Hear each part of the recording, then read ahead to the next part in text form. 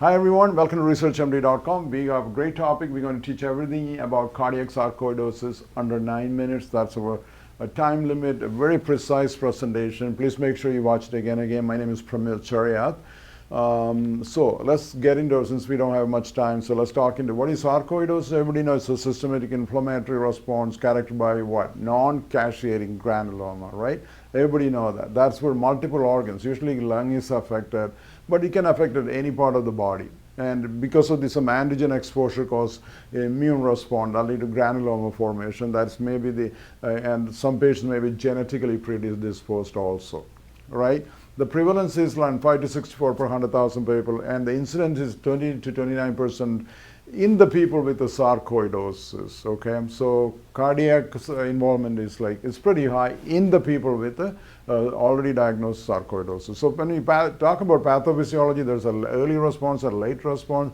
Early response is the one you got Th1 or type 1 helper cells are involved, leading to inflammation. And the regulatory, and in the late stages, you got type 2 helper or Th2 pathway, which is the one kind of actually causing the tissue scarring, like more damage is going to be done and all that.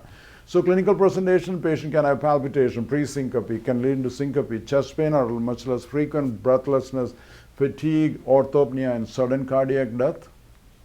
So how do you diagnose cardiac cirrhosis? Cardiac sarcoidosis.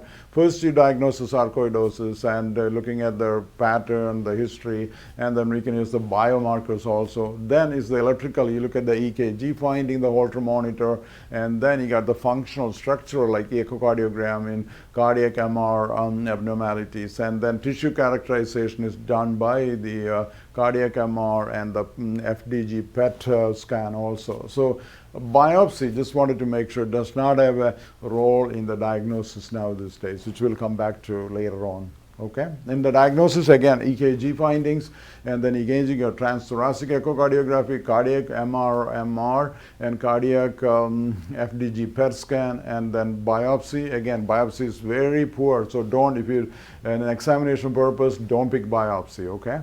So electrocardiogram findings, EKG, let's look at it. The Q wave is going to be present, ventricular ectopics and axis deviation, AV block, left or right bundle branch block, or left anterior hemiblock. These are the common findings in the EKG. So Q wave, ventricular ectopies, axis deviation, AV block, left or right bundle branch block, or left anterior hemiblock. When you look at the next thing is the transthoracic echocardiography, and you can have focal aneurysm and dilated cardiomyopathy. That's the most common finding. Look at the sensitivity and specificities. Sensitivity is low, specificity is around 97%.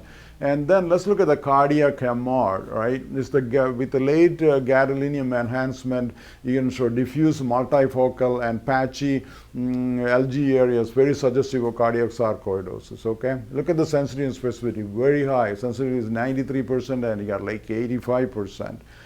Now, let's look at, next one is the cardiac fluorodeoxy glucose positron emission tomography, right? So you can see the mismatch in the perfusion defect in the myocardial inflammation. That's a characteristic of cardiac sarcoidosis.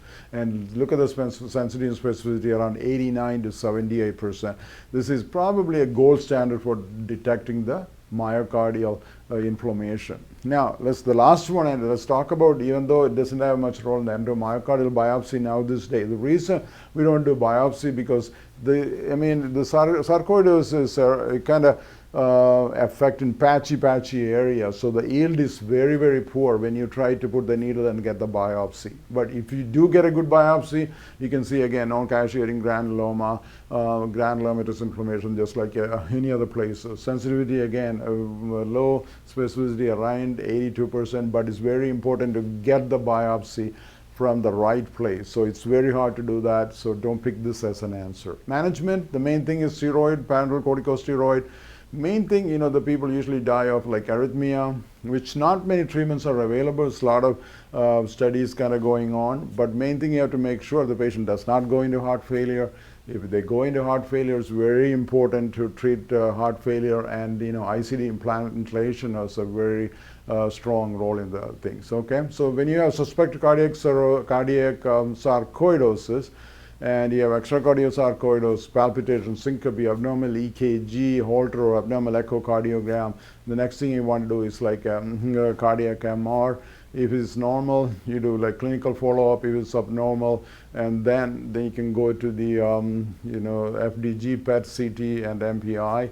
And if there's FDG positive, immunosuppressive treatment like steroid and ICD should be considered.